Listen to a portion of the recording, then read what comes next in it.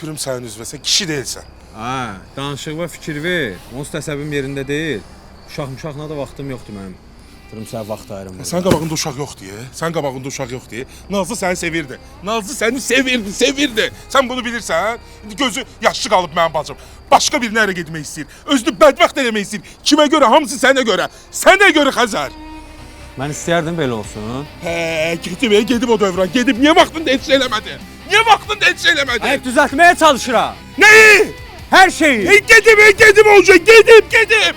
Bacım özü bədbəxt deyil. Gözü ağlar qalıb, bütün gün evdə ağlayır o. Kimə görə? Kimə görə? Vurmaq istəyirsən vur rahatla.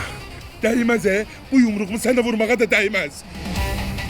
Kəndə gəldiyin gün gəlməz olaydın. Gəlməz olaydın.